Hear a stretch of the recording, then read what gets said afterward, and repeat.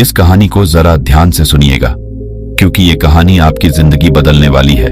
क्या आपको पता है कि हिमालय की पर्वत श्रृंखलाओं पर कई ऐसे साधु संत रहते जो कई हजार सालों से जिंदा है। उनकी उम्र सैकड़ों वर्ष हो सकती है। वो बर्फ से ढके पहाड़ों में निर्वस्त्र होकर घूमते हैं और उनके ऊपर अग्नि, जल, वायु या फिर बर्फ जैसी चीजों का उन पर कोई असर नहीं होता। वो कठोर तप करके उन्होंने ऐसी स्थितियां, ऐसी सिद्धियां प्राप्त कर ली हैं जिससे प्रकृति के नियम उनके सामने ध्वस्त हो जाते हैं।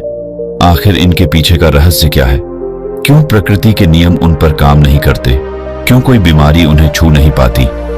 आज की इस कहानी के माध्यम से हम उन योगियों की दिनचर्या, उनके खान पान, उनके योग अभ्यास के बारे में जानेंगे जो किसी को भी लंबी उम्र और निरोगी काया प्रदान कर सकती है।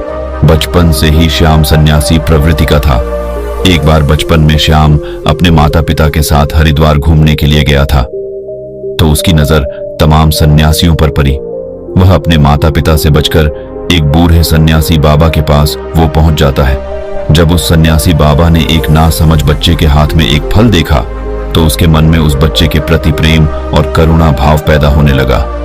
सन्यासी ने श्याम को अपने पास बिठाकर उसे हीर पूरी हलवा खिलाने लगे। श्याम की मां इस बात से परेशान थी कि कहीं अगर उसके मन में भी साधु बनने की भावना आ गई तो वो क्या करेगी? वो अपने बच्चे के बिना बिल्कुल अकेले हो जाएगी। आसपास के लोगों ने श्याम की मां को समझाने की बहुत कोशिश की। सन्यासी कोई ऐसे वैसे बाबा नहीं है, वो कई सालों से यहाँ आश्रम चला रहे हैं। जो श्याम की मां अपने बेटे का हाथ पकड़ ढाकर उसे वहां से ले जा रही थी, तब उस सन्यासी ने बड़े ही प्रेम और करुणा से एक बात कही, जी बहन जी, आपको बच्चा बहुत गुणी है, वही होगा जो लिखा हुआ है। तुम अपने पास भाग्य को कैद नहीं कर सकते। ये बात जितनी जल्दी तुम समझ जाओ उतना अच्छा हो, उतना कम कष्ट तुमको होगा। श्याम की मां सन्यासी की सब बातों को समझ रही थी। वो जानती थी कि उनका इशारा इस तरफ खैर समय अपनी रफ्तार से बढ़ रहा था और अब श्याम बद्धा हो चुका था। उसने कॉलेज में एडमिशन ले लिया था, जो अध्यात्म और मनोविज्ञान के बारे में पढ़ाई कर रहा था। कॉलेज की तरफ से उसे एक प्रोजेक्ट मिला था जिसका टॉपिक ये था कि लंबी उम्र वाले दिनचर्या वाले लोग, उनके खान पान सबके बारे में पूर्ण जानकारी एकत्रित करके लाना और उसे कॉलेज में जमा करना। श्याम फिर खोज में निकल पड़ा।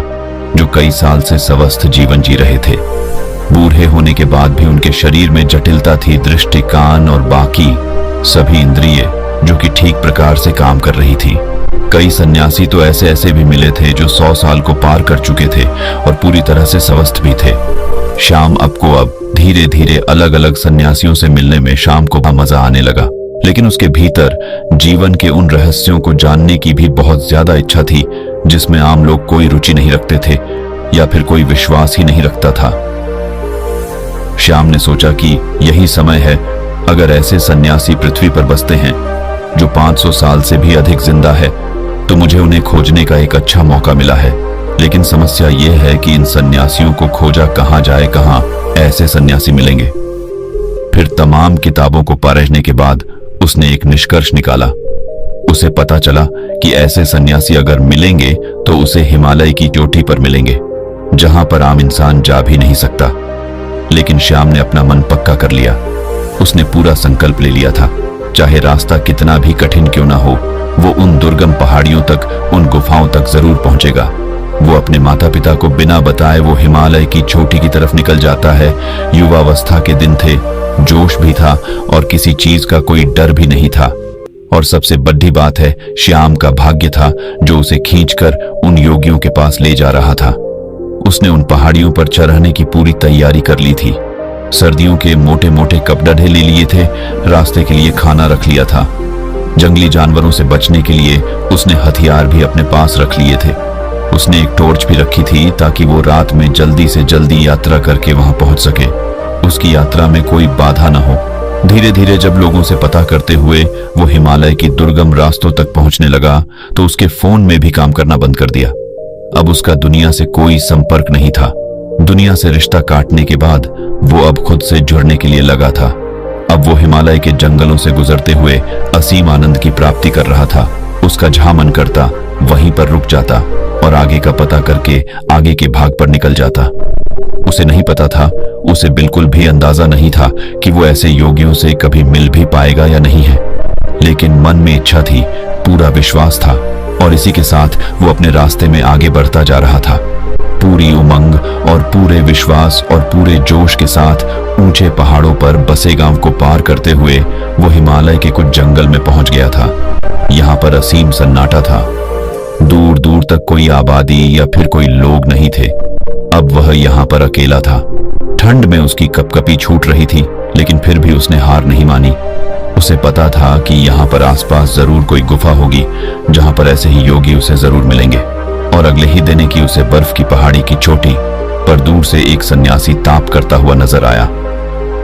सन्यासी ने अपने शरीर पर की कोई वस्त्र धारण नहीं किया था, बस एक नीचे छोटा सा कपड़ा लपेटे हुए थे। वो उस सन्यासी को पहाड़ी के नीचे से देख रहा था, लेकिन वो बहुत खुश हो गया।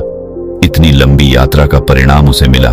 वो जल्दी जल्दी अपने कदम बढ़ाते हुए उस पहाड़ी की चोटी पर पहुंचने का प्रयास करने लगा, लेकिन बांध ही एकदम भरी हुई थी, इसलिए बार बार वो फिसल रहा था।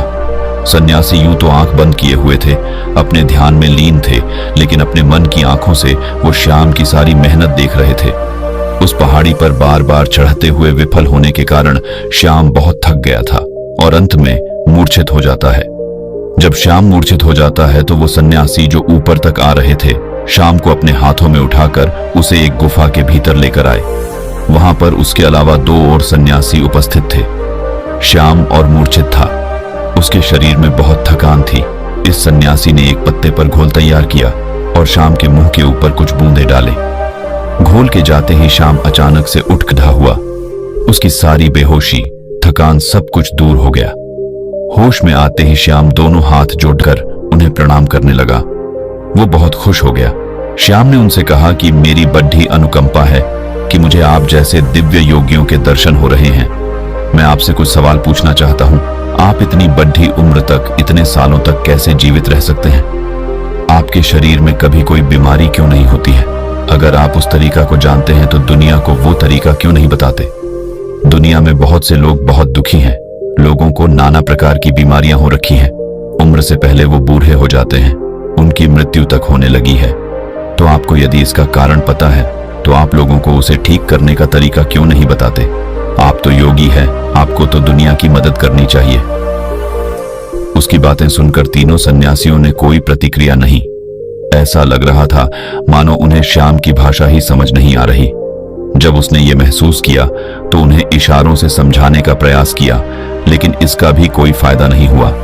अब श्याम उनको समझा समझाकर थक चुका था और अब शांत बैठ गया था।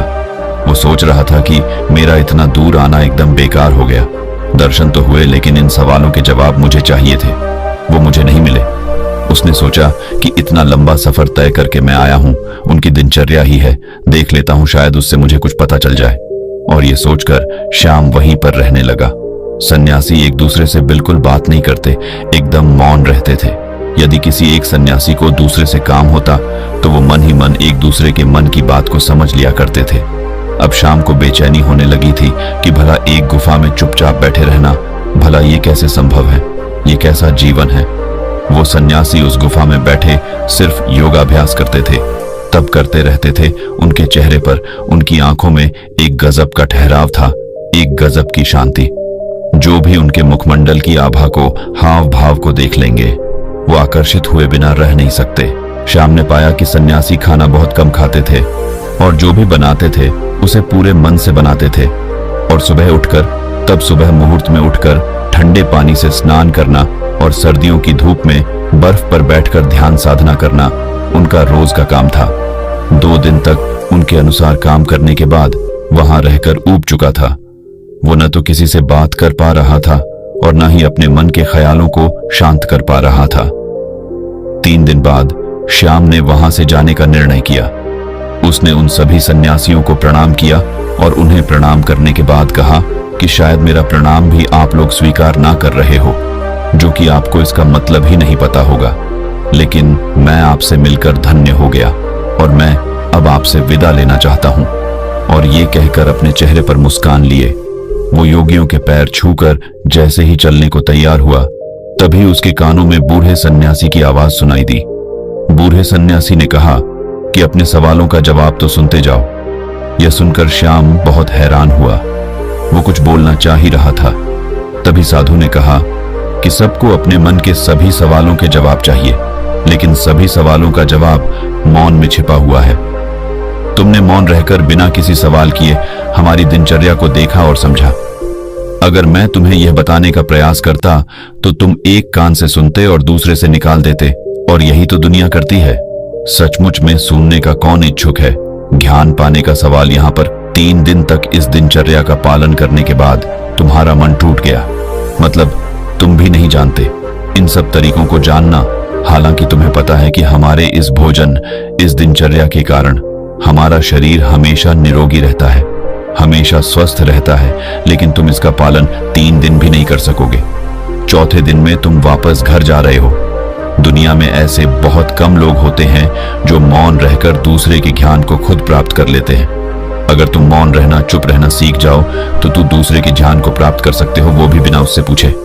श्याम ने मुस्कुराते हुए हाथ जोड़कर महात्मा से पूछा, हे महात्मा, आप ये बताने की अनुकंपा करें कि आप कौन सा योग अभ्यास करते हैं?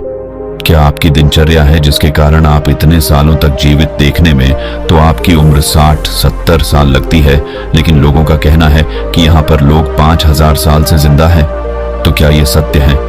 सन्यासी ने मुस्कुराते हुए नादान और भोले श्याम के सिर पर हाथ फेरा और फिर श्याम को सबसे पहला तरीका बताया। उन्होंने श्याम से पूछा कि हमारे शरीर का सबसे बढ़ा भोजन क्या होता है? श्याम सोच में पड़ गया, उसे कोई जवाब नहीं आया। सब सन्यासी ने उसे बताया कि हवा हमारे शरीर के लिए सबसे बढ़ा जरूरी भोजन होता है। हवा हम 24 घंटे खाते रहते हैं और हवा हमारे शरीर के लिए सबसे ज्यादा महत्वपूर्ण होती है। लेकिन आजकल के समय में बुरी हवा प्रदूषित हो चुकी है, इसलिए जो प्रदूषण से भरी हवा तुम्हारे शरीर में जा रही है वही तुम्हारे शरीर में बीमारियों को जन्म दे रही है। इसलिए यदि तुम घर पर ऐसे कमरे में रहते हो जहां पर हवा का आना जाना कम होता है, जैसे कि एयर कंडीशनर वाले रूम में होता है, उसमें ताजी हवा आना जाना भी नहीं हो पाता। इसलिए तुम्हें अपने कमरे में ऐसे पौधे लगाने चाहिए जो 24 घंटे हवा यानी कि ऑक्सीजन देते हैं। छोटे छोटे बेल को किसी बोतल में डालकर अपने कमरे में रख सकते हो जो तुम्हें 24 घंटे ऑक्सीजन देंगे। लोग ये भी भूल जाते हैं कि जिस सांस को वो ले रहे हैं कितना शुद्ध है वो वो कभी आकलन ही नहीं कर रहे हैं। यदि वो लोग तो कभी सोच पाए तो शायद प्रदूषण से मुक्त दुनिया हो पाए, हमारी पृथ्वी स्वर्ग हो सकती है। दूसरा जरूरी बात होता है खान पान। अधिकतर लोग ज्यादातर समय खाते रहते हैं, लेकिन हमारा शरीर भी एक यंत्र होता है और यंत्र को भी काम करने के लिए आराम चाहिए होता है। इसलिए हर समय खाते ही नहीं रहना चाहिए, कभी भी पूरा पेट भरकर नहीं खाना चाहिए। हमेशा अपने पेट में एक रोटी की जगह छोड़ देनी चाहिए ताकि तुम्हारा पेट हल्का रह सके, थोड़ा खाली रह सके और सांस लेने में भी कोई परेशानी ना हो। तीसरा तरीका होता है हमारी दिनचर्या। सही तरह की दिनचर्या में तुम्हारा योग अभ्यास, शारीरिक व्यायाम, प्राणायाम। अगर तुम दिनचर्या के रूप में यह कर रहे हो तो तुम्हारे शरीर कभी कोई बीमारी आ ही नहीं सकती। लेकिन हम सिर्फ बहाने ढूंढते हैं, हम कुछ करना नहीं चाहते। सब कुछ हमें बैठे बैठे चाहिए और शरीर को जितना आराम दोगे वो उतना ही खराब होगा, बेकार होता जाएगा। इसलिए शरीर से हमेशा काम लेते रहो, उसमें एक आलस पैदा मत होने। दिनचर्या, हवा और खान पान, इन तीनों को तुम दुनिया में रहते हुए कैसे सुधार सकते हो, इस पर विचार करना। तभी तुम्हारा जीवन बदलेगा, तभी तुम्हें दूसरे लोगों को भी जागरूक कर पाओगे। लेकिन तुम्हारी बात सुनेगा कौन कौन? बाजार के स्वादिष्ट व्यंजनों को छोड़कर प्रकृति से मिलने वाले फल, सब्जियां या पत्ते खाने का कौन इच्छुक होगा? लोग तो वही खाना चाहते हैं जो उनको स्वाद देता है। देखने में भी वही देखना चाहते हैं जो उनकी आंखों को अच्छा लगता है, और इसलिए उनकी इंद्रियां वासनाओं की गुलाम हो जाती है और धीरे धीरे वही हमारे दुख का कारण बनती चली जाती है। इसलिए तुम बढ़त से बचने का प्रयास मत करो, बल्कि उस काम को पूरी मजे से करने का अभ्यास करो। तब तुम्हारी इंद्रियां आजाद हो जाएगी और उसके बाद तुम्हारा मन भी एकदम खाली हो जाएगा, वो भी आजाद हो जाएगा। फिर उसके अंदर भी वो भावना होगी जिसे हम समाधि कहते हैं, जो आनंद की चरम सीमा होती है। और ये कहकर श्याम के सिर पर हाथ रखा उसे आशीर्वाद देते हुए वो उसे वहां से भेज देते हैं। बाकी अगर ये कहानी आपको अच्छी लगी हो तो इस वीडियो को लाइक करें और ऐसी और कहानी सुनने के लिए यूट्यूब चैनल को सब्सक्राइब करें। तब तक मिलते हैं हम आपसे ऐसी ही एक और प्रेरणादायक कहानी के साथ अगले दिन। धन्यवाद।